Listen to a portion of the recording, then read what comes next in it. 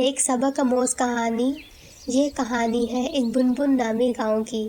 بنبن گاؤں کے پاس ایک بہت ہی بڑا سا جنگل پڑتا تھا۔ وہاں پہ ایک بہت خوبصورت اور بہت ہی میٹھے آم کا درخت تھا۔ اس درخت کے اوپر ایک پری رہا کرتی تھی۔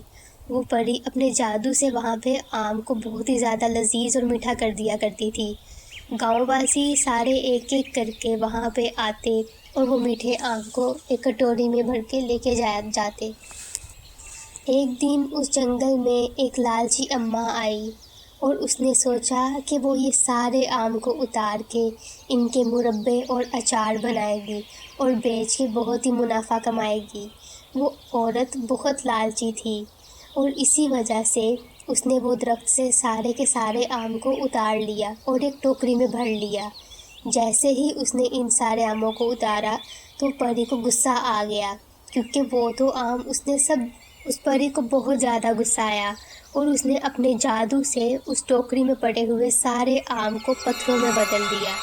وہ اماں یہ دیکھ کے بہت زیادہ حیران ہوئی۔ تو پیارے بچوں، اس کہانی سے ہمیں یہ سبق ملتا ہے کہ لالچ بہت بری بلا ہے اور ہمیں اس سے دور ہی رہنا چاہیے۔ اگر آپ کو ہماری یہ ویڈیو اچھی لگی ہو تو پلیز ہمارے چینل کو لائک اور سبسکرائب ضرور کریں تاکہ مزید ایسی ویڈیوز آپ تک پہنچ پائیں۔ آپ کا شکریہ۔